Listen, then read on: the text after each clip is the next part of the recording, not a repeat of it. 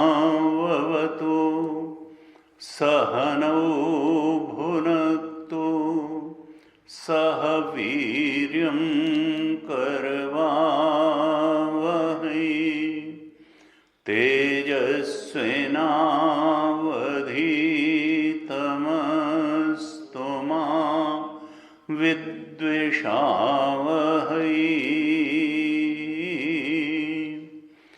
ओम शांति शांति शांति।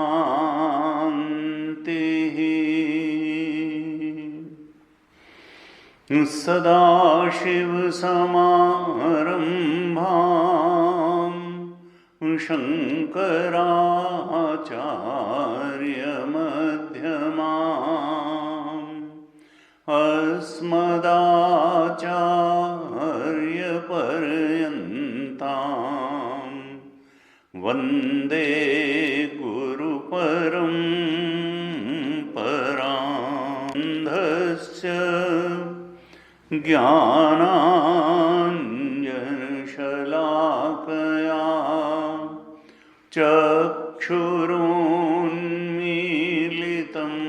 येन तस्मै श्री गुरवे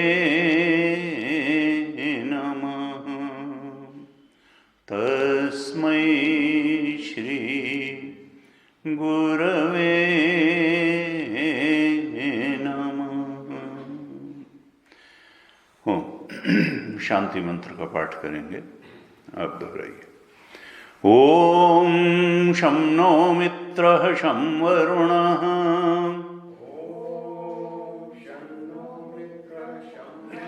शं नो भवत्वर्यमा शं न इन्द्रो बृहस्पतिः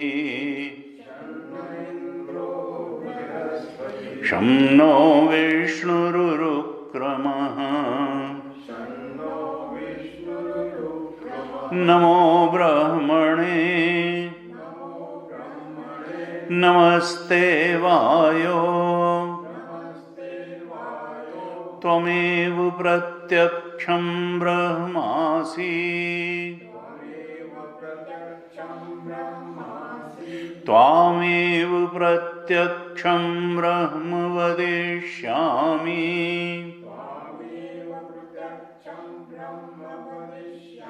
ऋतं वदिष्यामि सत्यं वदिष्यामि तन्माम् अवतु तद्वक्तारम् अवतु अवतु माम् अवतु वक्तारम्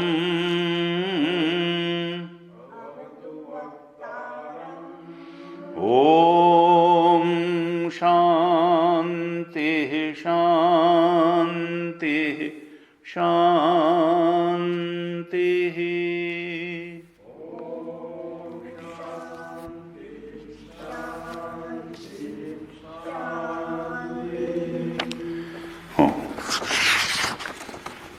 तैत्तरीय उपनिषद की भृगुवल्ली तीसरी और अंतिम वल्ली जो है उसके 7, 8 और 9 अनुवाक का पाठ करेंगे। 7वां अनुवाक आपकी गीता प्रेस की पुस्तक में 201 पेज पे है, 201 पेज। सप्तम अनुवाक ब्रह्मानंद वल्ली तैत्तिरीय उपनिषद। आप दोहराइएगा। अन्नम न निंद्यात् तद्व्रतम प्राणो वा अन्नम शरीरमन्नादम् प्राणे शरीरं प्रतिष्ठितम् शरीरे प्राणः प्रतिष्ठितः तद एतद् अन्नम् अन्ने प्रतिष्ठितम्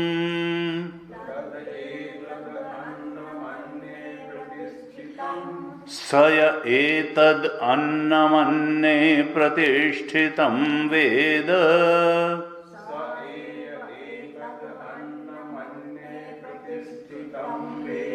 प्रतितिष्ठति अन्नवान् अन्नादो भवति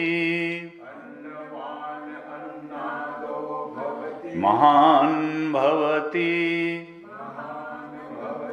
प्रजया पशुभिः ब्रह्मवर्चसेन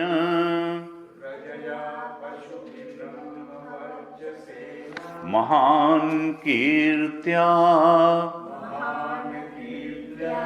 अष्टम अनुवाक का पाठ करेंगे। अन्नम न परिचक्षीत तद्व्रतम् आपो वा अन्नम ज्योतिः अन्नादम् अप्सु ज्योतिः प्रतिष्ठितम् ज्योतिष आपः प्रतिष्ठिताः तद एतद् अन्नम् अन्ने प्रतिष्ठितम्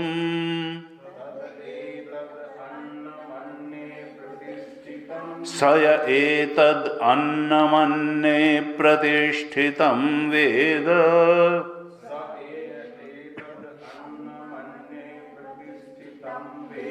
प्रतितिष्ठति अन्नवान् अन्नादो भवति महान् भवति प्रजया पशुभिः ब्रह्मवर्चसेन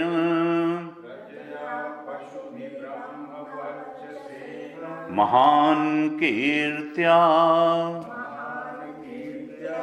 नवम अनुवाक का पाठ करेंगे 203 पेज पर। अन्नम बहुकुर्वीत तद्व्रतम् पृथिवी वा अन्नम् आकाशो अन्नादः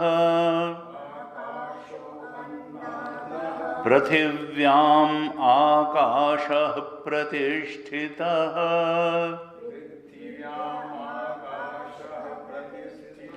आकाशे पृथिवी प्रतिष्ठिता तद एतद् अन्नम् अन्ने प्रतिष्ठितम्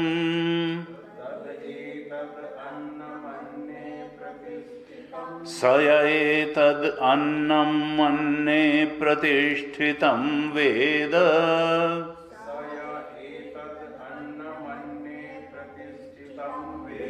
प्रतितिष्ठति अन्नवान् अन्नादो भवति महान् भवति प्रजया पशुभिः ब्रह्मवर्चसेन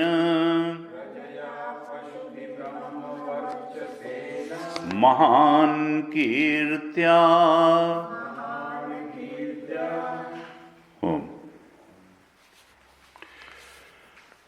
छठे अनुवाक तक हमने देखा कि किस प्रकार से भृगु अपने पिता और ब्रह्मज्ञानी संत वरुण के उपदेश को आत्मसात करके उस उपदेश के अनुसार विचार रूप तप करके ब्रह्मबोध को प्राप्त हो गए, ब्रह्मानंद को उपलब्ध हो गए। उन्होंने जान लिया कि आनंद ही ब्रह्म है। स्वरूप आनंद को उन्होंने ब्रह्म जान लिया। जिस आनंद को भृगु ने ब्रह्म जाना वो वही आनंद नहीं है जैसे आनंद को हम जानते हैं, क्योंकि हम द्वैत के आनंद को जानते हैं। हम जानने वाले हैं और कोई आनंददायक वस्तु होती है, व्यक्ति होता है, परिस्थिति होती है जिसको हम जानते हैं। यानी यहां सब्जेक्ट ऑब्जेक्ट रिलेशनशिप है, यहां कर्तृत्व और भोक्तृत्व का संबंध है। हम कर्ता हैं, हम भोक्ता हैं और बाहर कुछ भोग्य वस्तु होती है। यह भोक्ता जब भोग्य वस्तु का भोग करता है तो वह आनंदित होता है। हम इसी प्रकार से आनंद को जानते हैं। लेकिन भृगु ने जिस आनंद को जाना वो भोक्ता और भोग्य के संबंध से प्राप्त होने वाला आनंद नहीं था, क्योंकि जो भी भोक्ता और भोग्य के संबंध से प्राप्त होने वाला आनंद होगा वो हमेशा क्षणिक होगा, क्योंकि हमेशा भोक्ता की स्थिति वही नहीं रहती है और भोग्य की स्थिति भी वही नहीं रहती है। भोग्य भी बदलेगा और भोक्ता का मन भी बदलेगा, भोक्ता की इच्छाएं भी बदलेंगी, भोक्ता के लिए जो भोग्य की स्थिति अंदर है वो भी बदलेगी और भोग्य पदार्थों की स्थिति भी बदलेगी। इसलिए कभी भी भोक्ता और भोग्य के संस्पर्श से प्राप्त होने वाला जो आनंद है, सुख है, वो शाश्वत नहीं होगा। वो बदलने वाला होगा, वो क्षणिक होगा, वो बदलने मिटने वाला होगा और कभी इस प्रकार का कभी उस प्रकार का, वृत्ति के अनुसार। और इसीलिए वेदांत कहता है कि देखो ये जो वृत्तिगत आनंद है, वृत्ति एक विशेष प्रकार की एक परिस्थिति में, एक भोग्य पदार्थ भोग्य परिस्थिति की उपस्थिति में एक विशेष प्रकार की वृत्ति अंदर बनती है जो हमारी वासना के अनुकूल होती है, और तब हमारे अंदर बैठा हुआ ये जो भोक्ता है ये कहता है सुख मिल गया। अनुकूल वेदनीयम सुखम। पतंजलि योग दर्शन में तो सुख की यही परिभाषा ही दे दी। उन्होंने आत्मा के आनंद का कोई उल्लेख ही नहीं किया। इसका मतलब ध्यान से जो आनंद मिलता है वो वृत्ति का ही आनंद है। प्रशांत वाहिता वृत्ति हो जाती है, वो ब्रह्मबोध का आनंद नहीं होता है, ध्यान का आनंद। इसीलिए वेदांत इंप्रूवमेंट है योग दर्शन पर, क्योंकि ये ब्रह्मानंद की बात कर रहा है। जिस आनंद को भृगु ने जाना, आत्मानंद को, ब्रह्मानंद को, स्वरूपानंद को, वो ध्यान से नहीं जाना, वो ध्यान जनित आनंद नहीं था। वो विचार कर करके जो इस सृष्टि का अधिष्ठान है वहां तक पहुंचे। उन्होंने आनंद को सर्वाधार जाना। आनंदाध्येव खल विमानि भूतानि जायन्ते आनंदेन जातानि जीवन्ति आनंदम प्रयन्ति और आनंदम अभिसंविशन्ति। आनंद से ही सब पैदा हुए हैं, आनंद से ही जीवित रहते हैं, आनंद की ओर ही दौड़ते हैं और आनंद में ही लीन हो जाते हैं। आनंद ही ब्रह्म है। आनंदो ब्रह्मेति विजानात्। उन्होंने आनंद को ब्रह्म जाना, और ब्रह्म कोई हमारे अंदर ध्यान करने वाले को मालूम पड़ने वाला शांति रूप आनंद नहीं, वो मन की शांति रूप आनंद नहीं था जैसा ध्यान में अनुभव में आता है। वो ध्यान के आनंद से बहुत बड़ी बात थी। वो परम सत्य था, वो ब्रह्म था। ब्रह्मवित आपनोति परम। इस ब्रह्मानंद को जान करके उन्होंने जो अल्टीमेट रियलिटी थी उसको जान लिया, ब्रह्म को जान लिया। कहाँ जाना? यो वेद निहितम गुहायाम परमे व्योमन, अपने अंदर जाना। और जिसने अपने अंदर जाना उसने सब जगह जान लिया। जिसने जान लिया कि हमारे इन 3 शरीरों का, इन पंचकोशों का अधिष्ठान वह ब्रह्म है जो आनंद स्वरूप है, उसने इस सारे यूनिवर्स का भी अधिष्ठान उसको जान लिया कि वही तो सत्य है, उसके अलावा कुछ नहीं है।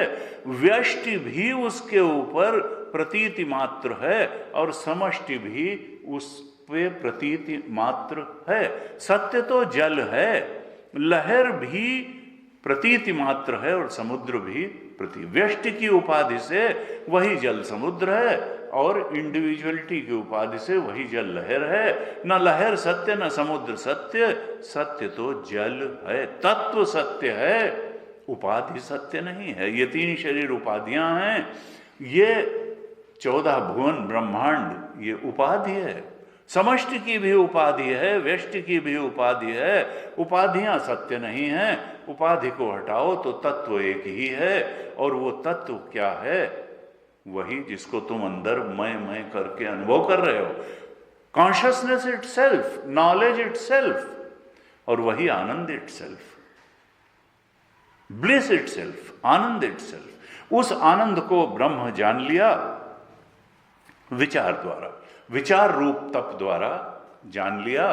और तब यह भी जान लिया कि परम सत्य वही है, एकमात्र सत्य वही है, भाव उसी का है। बाकी न वृत्ति की कोई सत्ता है, न वृत्ति से जानी जाने वाली चीजों की कोई वास्तविक सत्ता है। ये सब बदलने और मिटने वाली हैं। ये अज्ञानी जीव की दृष्टि में इंडिविजुअलिटी का भी बहुत महत्व है और टोटलिटी का भी बहुत महत्व है। उसके लिए अज्ञानी जीव की दृष्टि में, यानी अज्ञानग्रस्त चेतन की दृष्टि में 3 शरीरों का भी बड़ा महत्व है और बाहर संसार के भेद विभेद ब्रह्मांड का भी बहुत बड़ा महत्व है।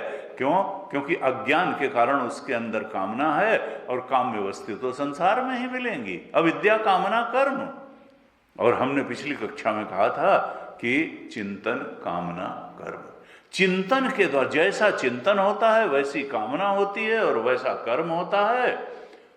अगर हम अपना चिंतन भृगु की तरीके का बना लें तो इंडिविजुअलिटी और टोटलिटी का मिथ्यात्व हमारी समझ में आ जाएगा। हम चूंकि कामना से ग्रस्त होकर के चिंतन करते हैं, काम में पदार्थों का चिंतन करते हैं, वासना जन्य कामनाओं का चिंतन, उन कामनाओं की पूर्ति का ही चिंतन करते हैं, इसलिए स्वरूप आनंद से वंचित रहते हैं और छोटे छोटे वृत्तिगत आनंद के पीछे ही दौड़ते भागते जीवन गुजार देते हैं। जने कितने जीवन गुजार दिए और जने कितने जीवन गुजार देंगे, जब तक वह स्वरूप आनंद, वह ब्रह्मानंद, वह आत्मानंद प्राप्त नहीं होगा। और अगर वो प्राप्त हो गया तो तस्य कार्यम न विद्यते, फिर करने को कुछ नहीं है बांटने के अलावा। यस्त्वात्मरतिरेव स्यात् आत्मतृप्तश्च मानवः आत्मन्येव च संतुष्टः तस्य कार्यम न विद्यते तस्य नैव कृतेनार्थो न अकृतेनेह कश्चन न चास्य सर्वभूतेषु कश्चित् अर्थ विपाश्य। 3 अध्याय का 17वां।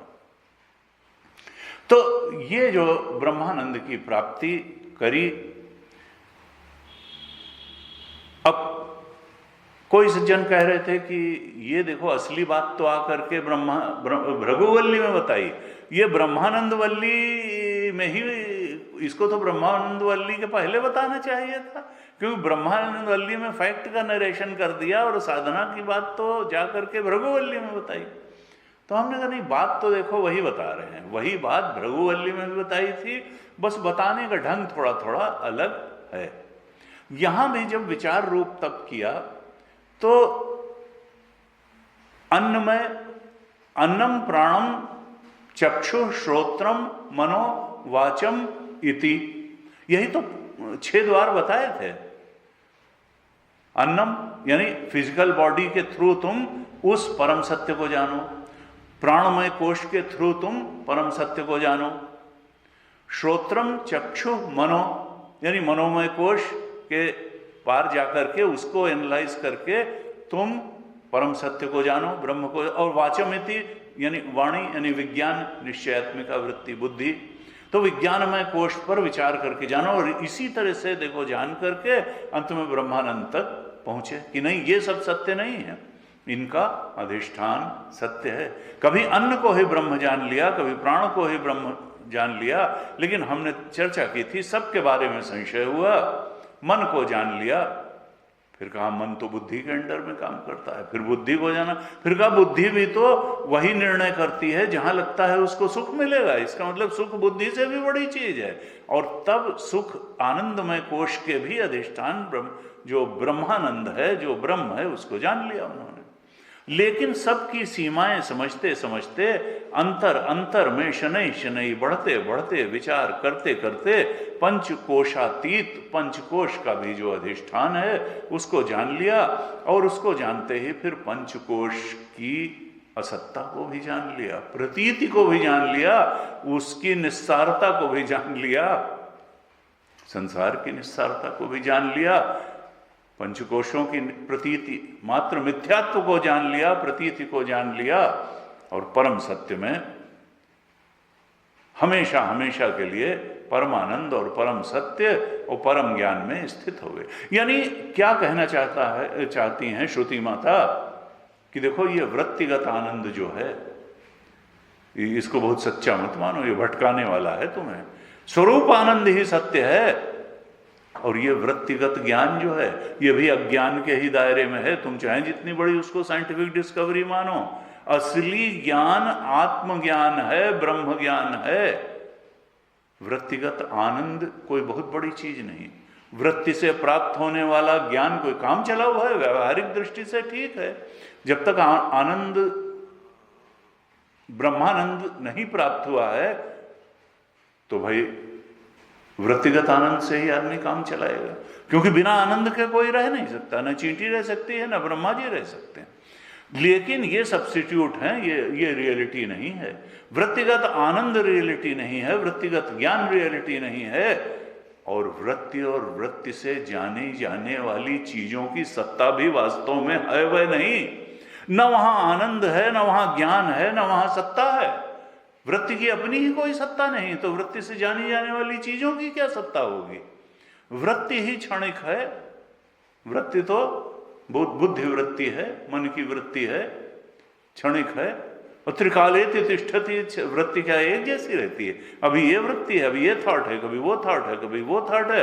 कहते हैं दिन भर में एक व्यक्ति को 60,000 विचार आते हैं, 60,000 थॉट आते हैं, तो वो सत्य हो गया। वो तीनों कालों में एक जैसी है क्या? नहीं, ये काम चलाऊ चीज है। हम श्रुति और गीता का अनुसरण न करने के कारण भ्रम में ही जीवन जीते रहते हैं, भ्रम के ही पीछे भागते रहते हैं, और अपने को बहुत विद्वान मानते रहते हैं। नहीं, I am very experience person, I know everything. अरे विज्ञान देखिए स्वामी जी कहां से, अरे देला विज्ञान, वो अज्ञान के दायरे में ही विज्ञान है। असली विज्ञान ये है, असली ज्ञान ये है। और उपनिषद में, कठोपनिषद में बहुत सावधान किया। ऋषि जानते हैं कि मनुष्य की हालत क्या है, वो किन बातों को ठीक मान के बैठा है, किन को गलत मान के बैठा है, और गलत बातों को कैसे हटाया जाए। कोई किसी को नीचा दिखाने के लिए श्रुति नहीं प्रयासमान है, बल्कि सत्य को तक पहुंचाने के लिए प्रयास। कठोपनिषद में कहा, अविद्या, सतर्क किया कि अविद्यायाम अंतरे वर्तमाना स्वयं धीरा पंडितम मन्यमाना दंद्रम्यमाणा पर्यंति मूढ़ा अंधे नैव नियमाना यथांधा। ये संसार की गति क्या है? कहा भेड़ चाल। देखो वो कितने बड़े आदमी हैं, ऐसे कर रहे हैं, तो हम भी हो। यहां बड़े आदमी बनने की होड़ लगी हुई है। और श्रुति क्या कहती है? ना कुछ हो जाओ। अगर वास्तव में तुमको बड़े बनना है तो उपाधियों को धारण करके बड़े नहीं बन पाओगे, उपाधियों से वैराग्य करके। जितनी उपाधियां हैं सब मिथ्या हैं। इन उपाधियों का त्याग करके तुम तो बड़े हो ही, तुम्हें बड़े बनना नहीं है। ये बड़े बनने के चक्कर में तुम छोटे बने चले जा रहे हो, छोटे हुए चले जा रहे हो। तुमको अगर वास्तव बड़ा तो तुम्हारा बृहत्वात् ब्रह्म, ब्रह्म से बड़ा क्या है, और ब्रह्म तुम्हारा स्वरूप है। तुम सबसे बड़े होने से क्यों वंचित हो? क्योंकि तुम अनेक अनेक उपाधियों को धारण करके बड़े बनने के चक्कर में पड़े हो। बड़े बनने का तरीका ये नहीं कहा, ये अविद्या के दायरे में रहते हुए इस तरह से बड़ा बना जाता है। जब विचार पूर्वक ये जान लिया जाता है कि हम तो बड़े हैं ही हैं, हमसे बड़ा कौन होगा, हमारा तो स्वरूप ही ब्रह्म है, और ब्रह्म से बड़ा, तब सारे टेम्पटेशन खत्म और सारे फियर खत्म। टेम्पटेशन क्यों थे? क्योंकि अविद्याजन्य कामनाएं थी, और कामना की पूर्ति का ही तो आकर्षण था। जब सत्य को जान लिया, ब्रह्मानंद को जान लिया, तो बाहर के आनंद की सीमाएं भी जान ली, और बाहर के आनंद का कोई टेम्पटेशन नहीं रह गया, कोई आकर्षण, आनंद का ही तो आकर्षण है। आनंद का कोई आकर्षण नहीं रह गया। विपरीत परिस्थिति का, मृत्यु का, रोग का, किसी प्रकार का कोई भय नहीं रह गया, क्योंकि टेम्पटेशन ही फियर का कारण है। अगर टेम्पटेशन खत्म हो जाए तो फियर तो अपने आप खत्म हो जाएगा।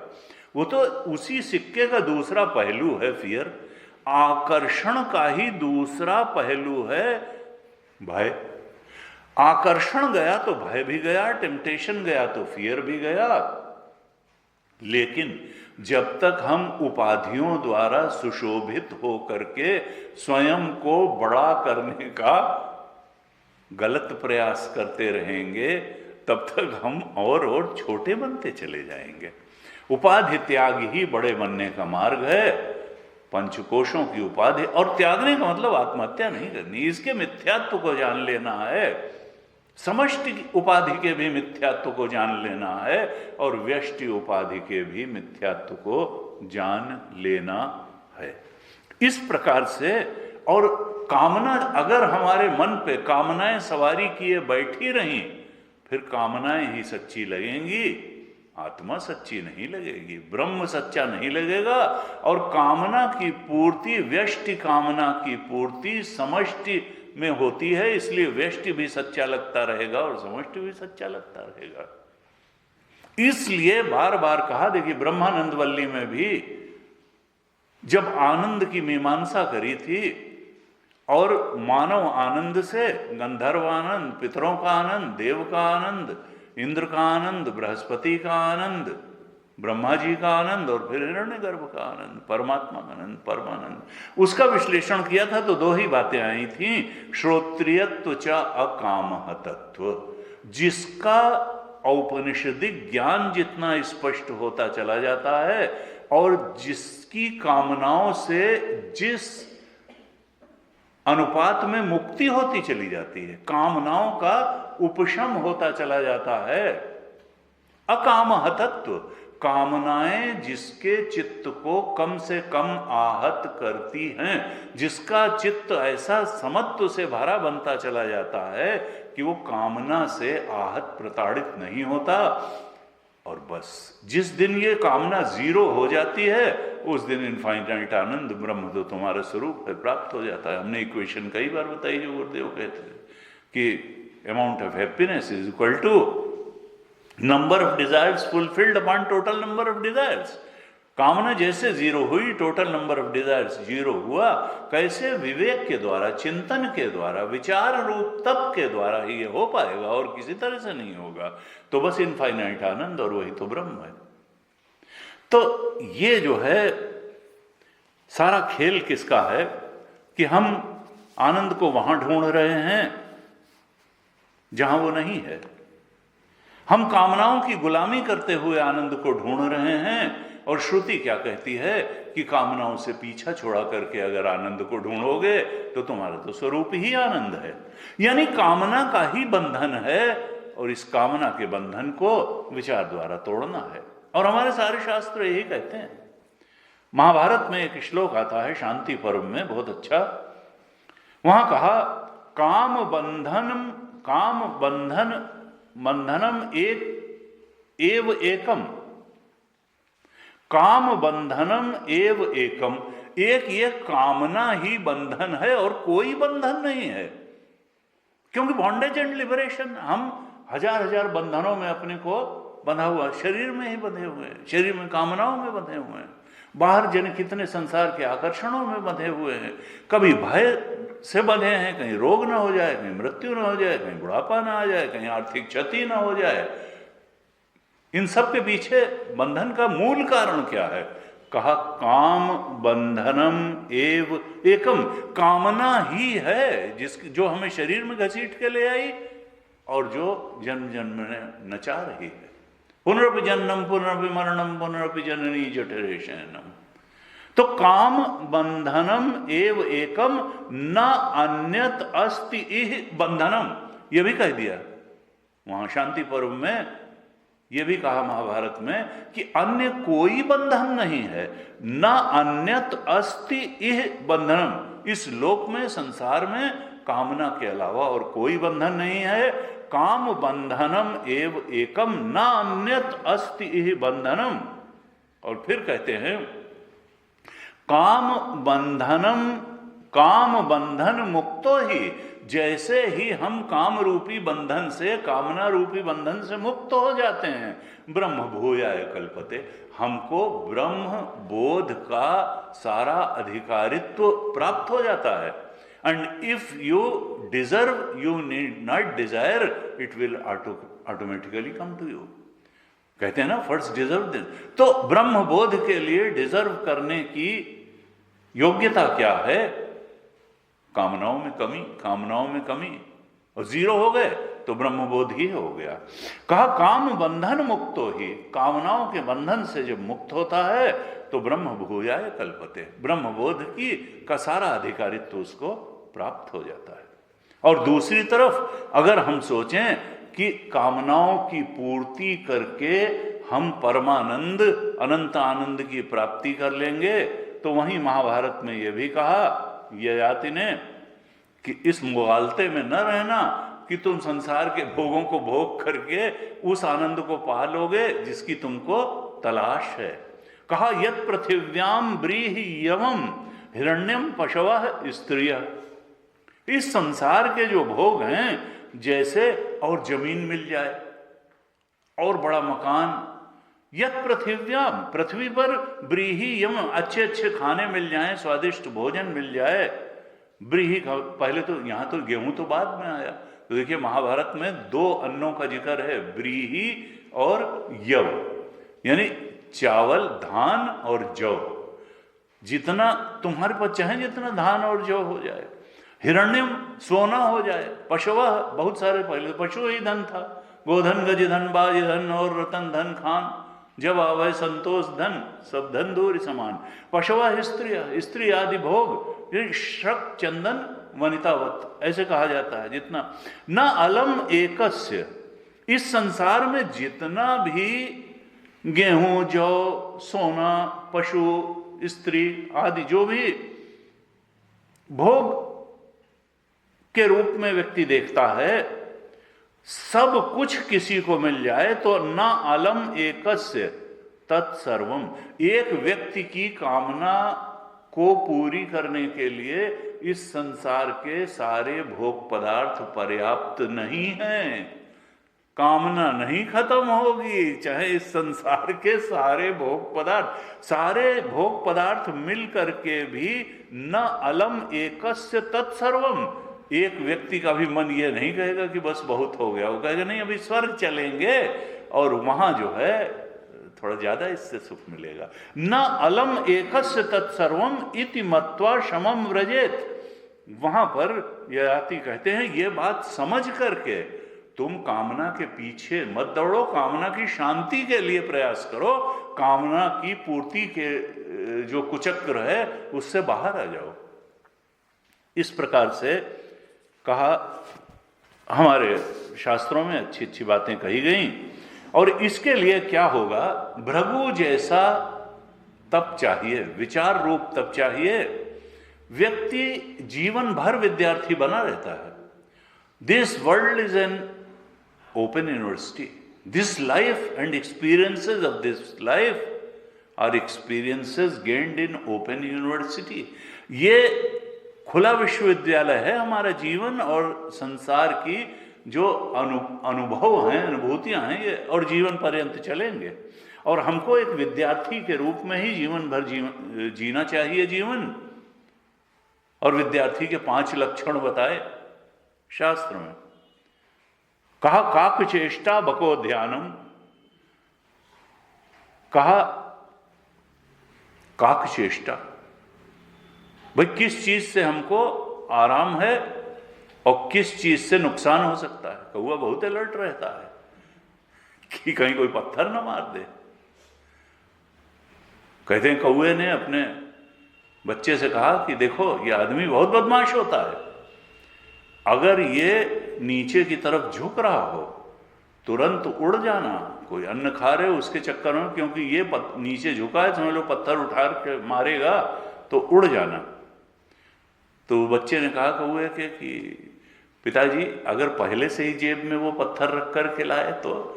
तब ये कहावत हुई कि कौआ से कबीलवा ज्यादा होशियार होता है।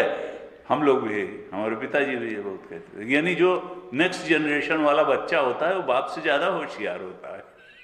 कौआ से कबीलवा ज्यादा होशियार, कौए का बच्चा कौए से ज्यादा होशियार होता है। उसने कह दिया जेब में ही रख के पत्थर लावे। तब पिताजी क्या करें, उन्होंने कहा अब तुमको सिखाने की जरूरत नहीं, तुम हमसे ज्यादा बुद्धिमान।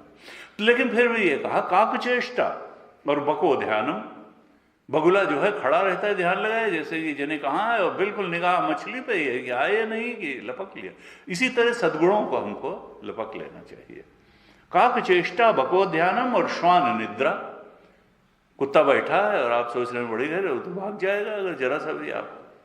श्वान निद्रा तथैव च, इस प्रकार से ब्रह्म विद्यार्थी को सीखने वाले की भी वृत्ति होनी चाहिए। और कहा अल्पाहारी, बहुत ज्यादा खा लेंगे तो आलस्य आएगा और सोते रहेंगे, क्या स्वाध्याय करेंगे और क्या कोई रचनात्मक कार्य करेंगे। तो कहा अल्पाहारी और गृह त्यागी, जो घर में ही बैठा रहेगा, कहीं दूर जाकर के न किसी यूनिवर्सिटी में एडमिशन लेगा, नहीं हमको माता पिता का संरक्षण ही चाहिए, उन्हीं के प्यार दुलार में ही पूरा जीवन काटना चाहेगा, कहीं जाना ही नहीं चाहेगा, तो फिर वो सीख चुका, कोई बड़ी बात तो नहीं। गृह त्यागी, इसीलिए हमारे यहाँ पहले गुरुकुल परंपरा थी कि नहीं अब आपका उपनयन संस्कार हो गया, अब गुरुकुल में जाइए और वहां गरीब अमीर का कोई नहीं, सब लोग भिक्षा मांग के लाएंगे, एक तरह से वस्त्र पहनेंगे, एक तरह से रहेंगे।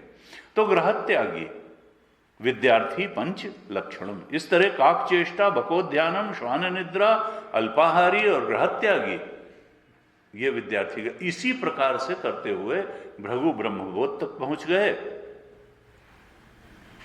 तो ये उपनिषद गीता हमको जीवन जीना सिखाते हैं। ये जीवन से कटे हुए ग्रंथ नहीं हैं। कुछ लोग समझते हैं कि नहीं नहीं we are living in such a advanced world. अरे देखिए स्वामी दुनिया कहाँ की कहाँ जा रही है और कहाँ उपनिषद और गीता में हम फंसे पड़े हैं। आदमी चांद पे पहुंच रहा है, आदमी मंगल पे, और हम गीता गीता किए चले जा रहे हैं हम उपनिषद। अरे वो चांद और वहां पहुंचने वाला अविद्या के दायरे में ही रह के वहां पहुंच रहा है, वो आत्मबोध तक नहीं पहुंचा। वो वृत्ति के आनंद को ही आनंद मान के बैठा है, वो वृत्ति के ज्ञान को ही ज्ञान मान के बैठा है, और वृत्ति की सत्ता को, वृत्ति और वृत्ति से जानी जाने वाली चीजों की सत्ता को ही सत्ता, जिसका वास्तविक आनंद है, जो जिसका ज्ञान वास्तविक ज्ञान है, जिसकी सत्ता वास्तविक सत्ता है, जो तुम्हारा स्वरूप है, जो ब्रह्म है, जो आत्मा है, वहां तक तो वो पहुंच ही नहीं पाया।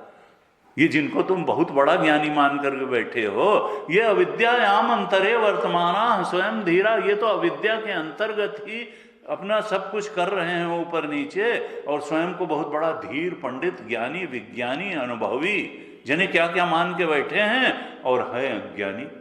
अखंडानंद जी कहते थे बेवकूफ। बेवकूफी, अब बेवकूफ खराब शब्द है और अज्ञानी थोड़ा सोफिस्टिकेटेड शब्द है। श्रुति माता ने वो नहीं शब्द इस्तेमाल किया। जिन कहा विद्यायाम अंतरे, स्वयं धीरा, अपने को धीर और पंडित मान रहे हैं। दंद्रम में माणा पर्यंति मूढ़ा, ये लोग एक शरीर से दूसरे शरीर में ही यात्रा करते रहेंगे। एक परिस्थिति से दूसरी परिस्थिति में यात्रा करते रहेंगे और एक मनःस्थिति से दूसरी मनःस्थिति में यात्रा करते रहेंगे। किसी शाश्वत आनंद, शाश्वत शांति में ये रमण नहीं कर पाएंगे। चाहे दूसरी गैलेक्सी में चले जाएं, चाहे वहां जाकर के मकान बना लें, चाहे जो ये भोक्ता और भोग्य के सन्निकर्ष से प्राप्त होने वाला आनंद, मंगल ग्रह पे बस्तियां बसा लेने से वो भोक्ता और भोग्य का संबंध तो बना ही रहेगा, वो क्षणिकता तो उसकी बनी ही रहेगी। शाश्वत बात तो पाई नहीं तुमने, ब्रह्म स्वरूप तो पाया नहीं। तो कहा उधर जाओ जो जाने लायक है, उसको पाओ जो पाने लायक है, जिसको पाने से जन्म मरण का चक्कर ही खत्म हो जाता है। ये कामना के पीछे दौड़ने की जो भ्रांति है यही समाप्त हो जाती है। कहा कि ये भेड़ चाल छोड़ो, महाजनों गत सपंथा, उस रास्ते चलो जिस रास्ते को गीता बता रही है, उपनिषद बता रहा है। बहुत सारे लोग जिस रास्ते पे चलते हैं, तो दयानंद जी कहते थे सत्य का निर्धारण बैलेट बॉक्स से नहीं होता। ये चुनाव नहीं है कि कौन सबसे अच्छा जो है वो सरकार चला पाएगा। ये आत्मबोध ब्रह्मबोध की बात है। इसमें उत्तिष्ठत जागृत प्राप्य वरान्यबोधत क्षुरस्य धारा निशिता दुरत्या दुर्गम पथस्तत् कवयो वदंती। विवेकानंद जी ने यही कहा अमेरिका में, शिकागो में, और nation call to the nation में भी कहे उठो जागो। उन्होंने कहा उठे तो हैं, जागे? उन्होंने कहा नहीं, निमो निशा सब सोवा नहीं आ रहा, तुम सो रहे हो, तुम न उठे हो न जागे हो। उत्तिष्ठत जागृत प्राप्य वरान्य, उठो जागो और जाग के करो क्या? उनके चरण शरण में जाओ जो तुमसे पहले उस आत्मबोध को प्राप्त कर चुके हैं। उत्तिष्ठत जागृत, वरान है, तुमसे पहले पहुंच चुके हैं। प्राप्य वरान निबोधत, और क्षुर से ये मत समझना कि बहुत सरल है। कामना त्याग इतना आसान नहीं होता है। छुरे की धार पे शान धराए रेजर्स एज पर चलने के समान है। एक विदेशी राइटर नोबेल लॉरेट भी रहे, समरसेट मॉम, उन्होंने तो कठोपनिषद के इसी मंत्र से उठा करके एक नॉवेल लिख दिया अंग्रेजी का, बड़ा बढ़िया नॉवेल है, रेजर्स एज। क्षुरस्य धारा निशिता दुरत्या दुर्गम पथस्तत् कवयो, रेजर्स एज। उनको नोबेल ऑफ ह्यूमन बॉन्डेज पे उनको नोबेल प्राइज मिला था। Razor's edge of human bondage, तो रेजर्स एज लिखी इसी पे। उत्तिष्ठत जागृत प्राप्य वरान निबोधत क्षुरस्य धारा निशिता दुरत्या दुर्गम पथस्तत्। लहरी उसका हीरो है, इंडिया आता है बाद में, एक श्री गणेश साउथ इंडियन, उनसे बोध होता है उसको बाद में, ऐसे लिखी उन्होंने। तो उसको होता है why there is evil if this world is created by God, why there is evil in this world. पाप क्यों है यहाँ? भगवान की बनाई हुई कृति में पाप तो नहीं होना चाहिए। दुख क्यों है, पाप क्यों है? और फिर उसको अपना उत्तर मिलता है। तो मनुष्य का जो खोज है, वो चाहे अमेरिका का हो चाहे यहाँ, सबकी उधर ही चलती है जो बुद्धिमान होता है। और बाकी तो भेड़ चाल में तो है ही है कि कहा न सांपरायः प्रतिभाति बालम। जो बाल बुद्धि वाले हैं उनको ये बात समझ में ही नहीं आती कि एक दिन इस संसार को छोड़ के जाना भी होगा। वो ऐसे जीते हैं यहाँ इस संसार में कि बस हमेशा ही रहेंगे यहाँ। कठोपनिषद में कहा न सांपरायः प्रतिभाति बालम। जो बाल बुद्धि वाले हैं वो फिल्मी गाने से चलते हैं, वो उपनिषद की ऋचाओं से नहीं चलते, वो कठोपनिषद की मंत्र से नहीं चलते, वो बॉलीवुड के गानों से चलते हैं।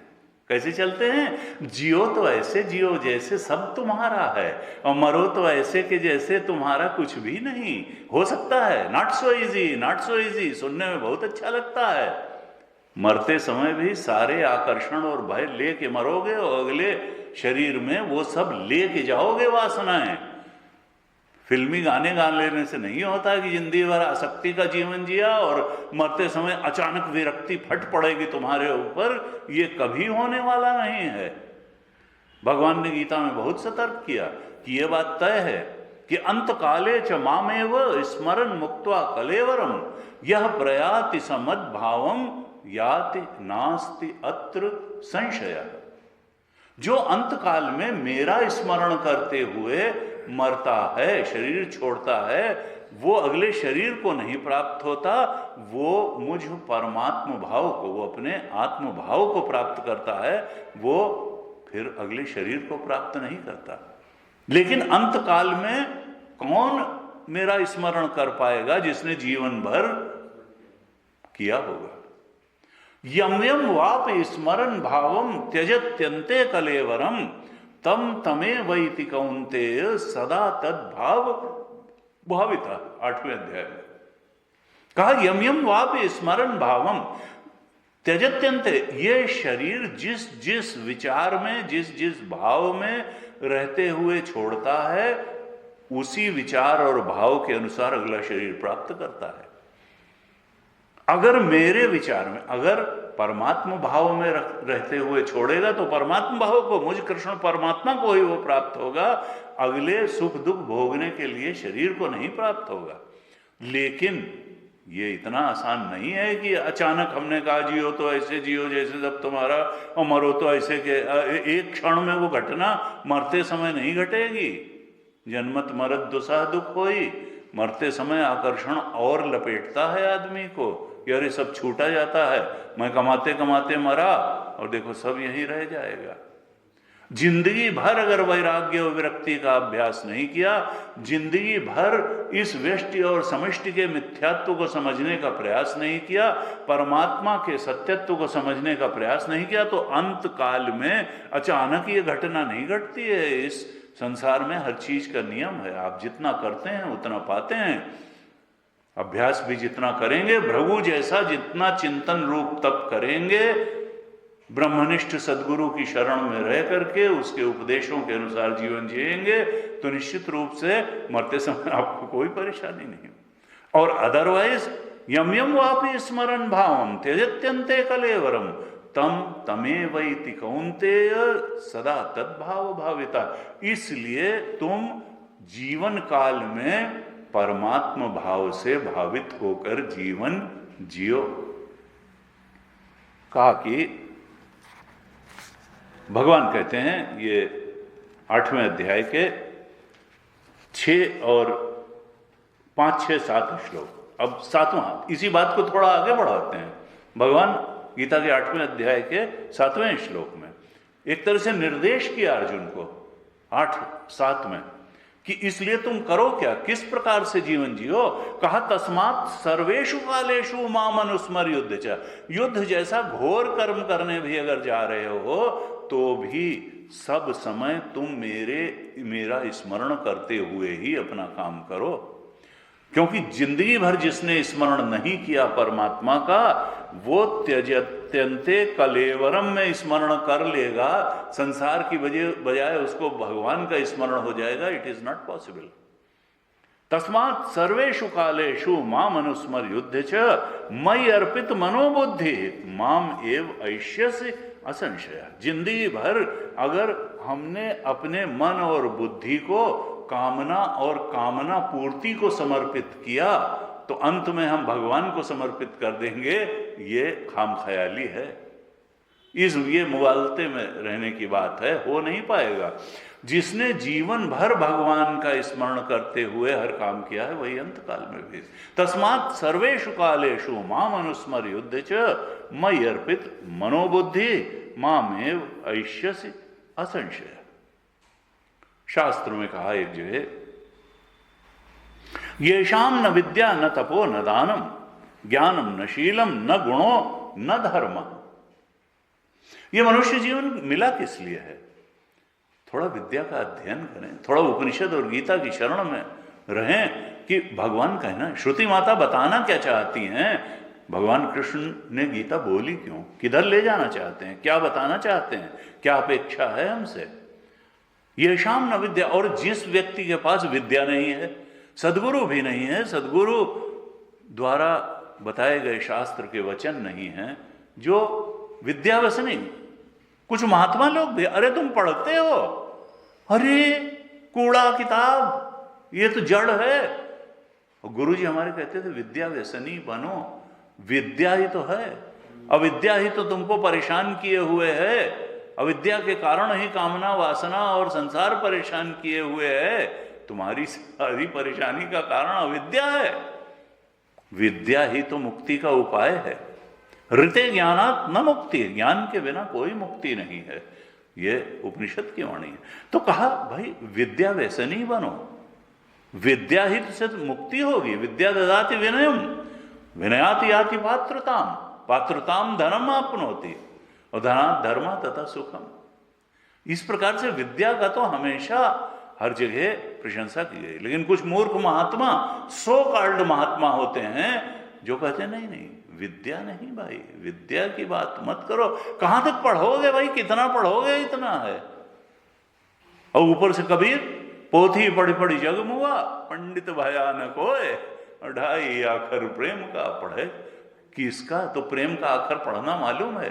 किसका प्रेम करो? विद्या से प्रेम करो। विद्या जो वरुण ने भृगु को उपदेश किया ब्रह्म तत्व का, उस तत्व से प्रेम करो। संसार से प्रेम करने से नहीं मुक्ति होगी। संसार वाली पोथियां पढ़ने से मुक्ति नहीं होगी। चाहे एमबीए कर लो, चाहे सीए में टॉप कर जाओ, चाहे जो करो, वो संसार का मार्ग अलग है, उसका भी अपना उपयोग है, उसका कोई ये नहीं कि उसकी। लेकिन सबसे महत्वपूर्ण उपनिषद और गीता की विद्या है। ये शाम न विद्या, जिसने मनुष्य जन्म पा करके भी ये विद्या नहीं पाई, अध्यात्म विद्या नहीं पाई, न तपो न दानम, जिसके जीवन में विचार रूप तप नहीं है, विद्या नहीं है, तप नहीं है, दान नहीं है। कहते हैं जीवन में आगे बढ़ने का उपाय दान है। और अब तो वेस्टर्न वाले भी, law of attraction, law of love, वो भी कहते हैं कि अगर आप किसी चीज को अपने जीवन में लाना चाहते हैं तो उसको देना शुरू कर दीजिए, वो आना शुरू हो जाएगी। अगर आपने कंजूस के धन की तरह बचाना शुरू किया तो कम होता चला जाएगा। देने वाले को के पास और आता है। और ये इसको क्रिश्चियनिटी में भी कहा गया कि जो देंगे उन्हें और मिलेगा, जो नहीं देंगे उनसे ले लिया जाएगा। और यह है गीता में भगवान ने 3 अध्याय के 13वें श्लोक में कहा कि जो अपने लिए ही खाली पकाता है वो पाप खाता है, उससे ले लिया जाएगा। 3:13 में कहा यज्ञ शिष्टाशिनः संतो मुच्यन्ते सर्वकिल विषय। तुम यज्ञ कर्म करो, परमात्मा की प्रसन्नता के लिए कर्म करो, और इस तरह से सारे पापों से तुम मुक्त हो जाओगे। तुम तो कामना परायण कर्म करने के चक्कर में पड़े रहते हो, प्रभु परायण कर्म करो तो तुम पाप से मुक्त हो जाओगे। प्रभु परायण कर्म मुच्यन्ते सर्वकिल विषय, सारे पापों से मुक्त कर देता है। और जो केवल अपनी कामनाओं के भोग के लिए ही जीवन जीते हैं, प्रयास करते हैं, वे पाप खाते हैं। भुंजते तू अघम पापा, वो केवल पाप खाते हैं, वे पापी हैं। ये पचन्ते आत्म कारणात्, जो केवल अपनी कामना पूर्ति के लिए ही जीवन जीते हैं। उसको कहा जो अपने लिए ही पकाते हैं खाली नहीं। हमारे यहाँ तो धर्म में भी कहा गया कि ये कौवे के लिए निकाला, ये गाय के लिए निकाला, ये कुत्ते के लिए निकाला, ये अतिथि के लिए निकाला। अभी इसमें भृगुवल्ली में आगे यही सब आने वाला है कि किस प्रकार से देने वाले को और दिया जाता है। सृष्टि का सिद्धांत है। विवेकानंद जी ने ये कहा, चोटी पे खड़े होकर के गाली दोगे, कई गुना गाली वापस आएगी। प्रभु का नाम लोगे, कई गुना होके प्रभु का नाम वापस आ जाएगा। तो अच्छा दो, अच्छा करो, अच्छा बांटो, तुम्हारी आवश्यकताएं तो प्रकृति पूरी करेगी, परमात्मा पूरी करेगा, अपने लिए क्यों परेशान हो। दूसरे के लिए जो परेशान होता है उसको अपने लिए नहीं परेशान होना पड़ता, और जो केवल अपने लिए ही परेशान रहता है उसकी परेशानी खत्म ही नहीं होती है। तो ये हमारे यहाँ के ये शाम न विद्या न तपो न दानम, ये मनुष्य शरीर प्राप्त करके भी जिसके अंदर विद्या नहीं है, जिसके अंदर तप नहीं है, जिसके अंदर दानशीलता नहीं है, और कहा ज्ञानम न शीलम, जिसके पास सत्य का ज्ञान नहीं है, जो प्रयास ही नहीं कर रहा सत्य का ज्ञान पाने के लिए, और न शीलम, शालीनता से बात करना नहीं जानता, शालीनता से व्यवहार करना नहीं जानता, शालीनता है नहीं जिसके पास। ज्ञानम न शीलम न गुणो न धर्म, जिसके पास कोई सद्गुण नहीं है और जो धर्म के रास्ते चलना नहीं जानता, जिसको मालूम ही नहीं कि धर्म का रास्ता क्या है। उधर भरे सोई धर्म सिखावें, तुलसी बाबा ने कहा कि कलयुग में क्या होगा, माता पिता बच्चे को क्या बताएंगे कि धर्म क्या है, कि उधर भरे सोई, जिस तरह से पेट भरता हो, लग्जरी आती हो जीवन में, बस वही धर्म है। और उससे क्या है कि खाली लग्जरी ही नहीं आएगी, बहुत सारी परेशानियां भी आएंगी, चित्त भटकेगा, विक्षिप्त रहेगा। धर्म जो है, धर्म तो अलग ही स्थिति है। धर्म का तो धर्म हम जाने कि क्या है, और धर्म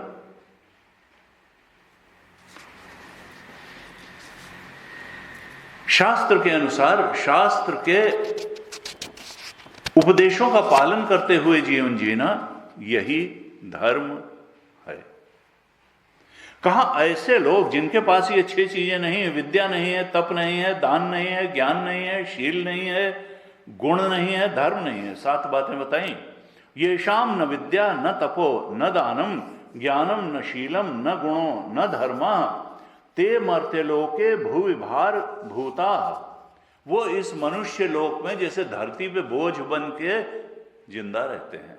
ते मर्त्य लोके भूविभार भूता मनुष्य रूपेण मृगाश्चरन्ति, ऐसे कह दिया शास्त्र ने। वो मनुष्य रूप में जैसे पशु ही विचरण कर रहा हो, मनुष्य रूपेण मृगाश्चरन्ति, मृग का मतलब पशु, वो मनुष्य के रूप में जैसे पशु ही रह रहे हैं। ये 7 चीजें जिसके पास नहीं है वो धरती पे बोझ हैं। ते मर्त्य लोके भूवि भार भूता और मनुष्य रूपेण मृगाश्चरन्ति। क्या 7 चीजें? येषाम न विद्या न तपो न दानम ज्ञानम न शीलम न गुणो न धर्म। ते मर्त्य लोके भूवि भार भूता मनुष्य लोके मनुष्य रूपेण मृगाश्चरन्ति। ऐसे जो है कहते हैं, श्रुति माता ने उपदेश किया कि, और भृगु ने अपने गुरु के उपदेश को अक्षरशः पालन करते हुए वहां पर पहुंच गए जहां उनके गुरु पहुंचे थे, और जहां पहुंच करके उन्होंने उस ब्रह्मानंद की प्राप्ति की थी। इस प्रकार से ये 6 अनुवाक तो पूरे हुए। 7वें अनुवाक पे थोड़ी सी चर्चा कर लेते हैं। जो हमने आज 3 अनुवाकों का पाठ किया, 7, 8, 9, इन 3 अनुवाकों में श्रुति माता ने उपासना बताई है, क्योंकि उपासना से हृदय शुद्ध होता है। और उपासना क्या, ये गहराई से देखा जाए तो ज्ञानी ही, ऊपर ऊपर से देखा जाए तो उपासना है, एक वे ऑफ लाइफ है, धर्म का पालन है।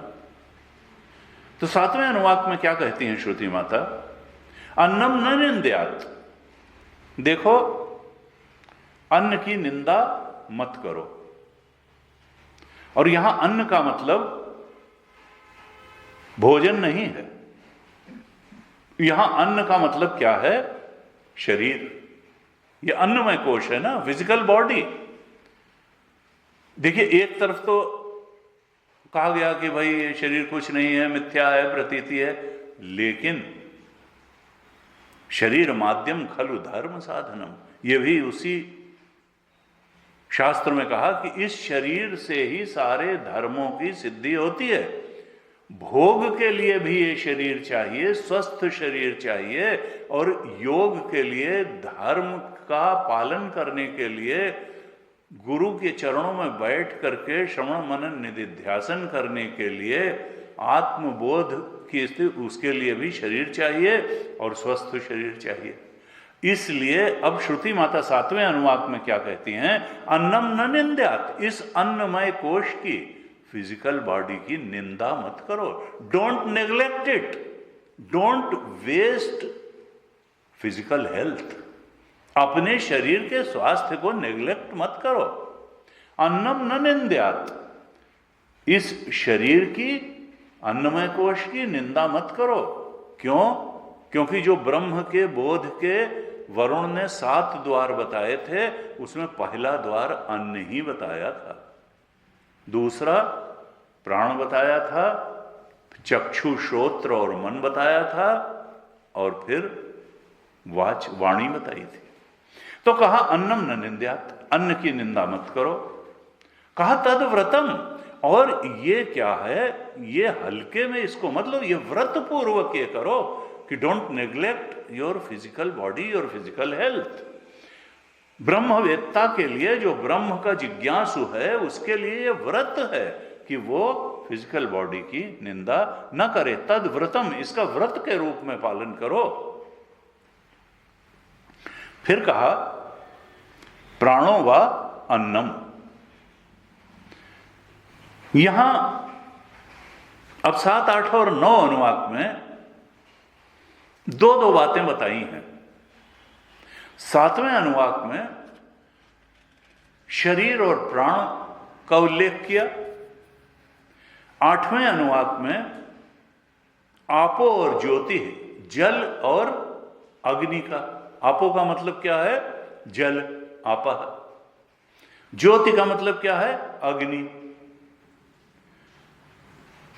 7वें अनुवाक में प्राण और शरीर के द्वैत का उल्लेख किया। 8वें अनुवाक में जल और ज्योति के द्वैत का उल्लेख किया। और 9वें अनुवाक में पृथ्वी और आकाश के द्वैत का उल्लेख किया। और इन 3 युग्मों के माध्यम से 2-2 के जोड़े, अन्न और प्राण के द्वैत का एक जोड़ा 7वें अनुवाक में, जल और ज्योति के अन्न का एक जोड़ा 8वें अनुवाक में, और पृथ्वी और आकाश के द्वैत का एक जोड़ा 9वें अनुवाक में। इन 2-2 जोड़ों के उल्लेख से श्रुति माता बताना चाह रही हैं कि देखो, यहां सब गड्ढम गड्ढ है, यहां सब जो है कंफ्यूजन है। उस कंफ्यूजन में से तुम स्पष्ट दृष्टि को खोज लो। क्या कहोगे कि कौन भोज्य है और कौन भोक्ता है? कौन किसका भोग कर रहा है और कौन भोगा जा रहा है? भोगने वाले का स्वरूप क्या है और जो भोज्य है उसका स्वरूप क्या है? इन 2-2 जोड़ों के माध्यम से 3 अनुवाक में श्रुति माता समझा रही हैं। कहा प्राणो व अन्नम। 7वें अनुवाक में कहा कि देखो, प्राण जो है वो अन्न है। अन्न क्या है? हम खाते हैं और खा करके जीवित रहते हैं उससे। तो प्राण हमारा अन्न है।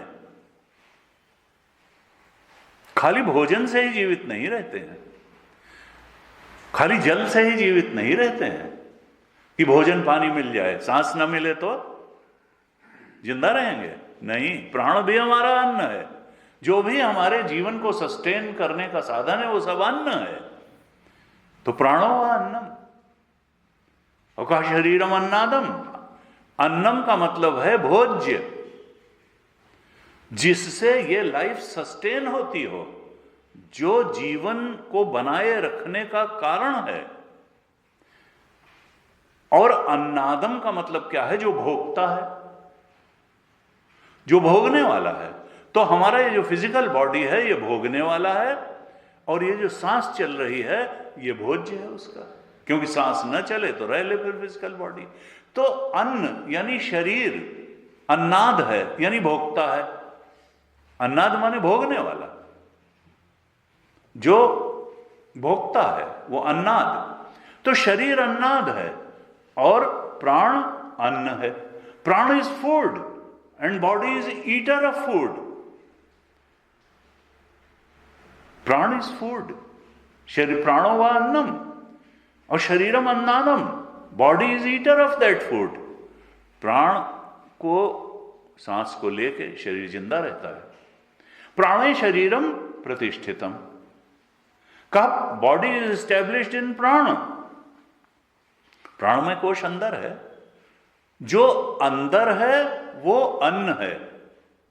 भगवान शंकराचार्य ने भाष्य लिखा तो उसमें एक ये डेफिनेशन दे दी, एक नियम बता दिया कि जो भीतर होता है वो अन्न होता है, बाहर वाले का।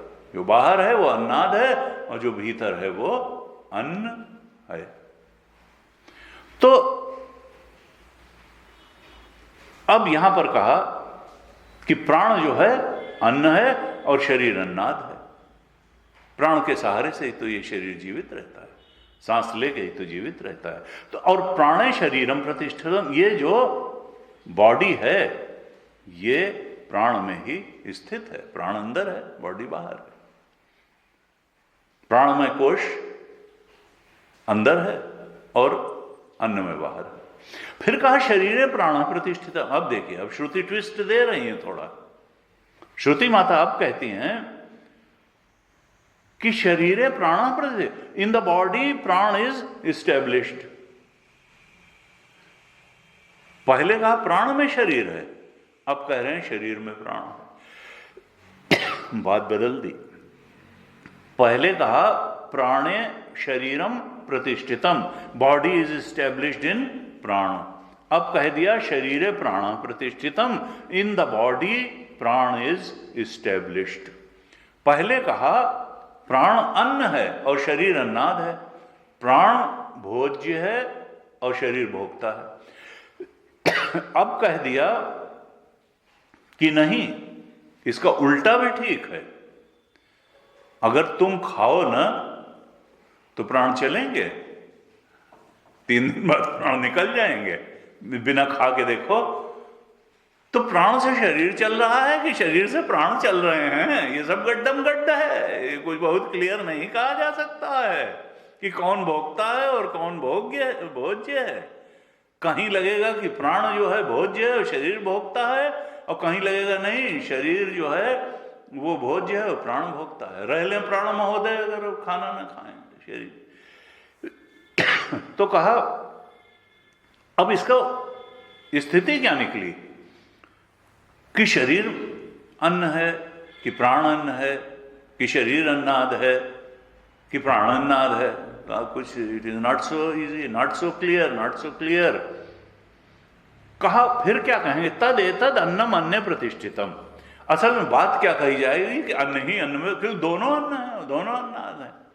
तो अन्नम अन्य प्रतिष्ठितम, thus one food is established in the other food। एक फूड दूसरे फूड में स्थित है। कहा जो इस तरह से जानता है, ये सब बेकार की बातें हैं, ये कुछ निर्णय यहां नहीं हो सकता कि कौन भोगता है। हमने पहले भी चर्चा की।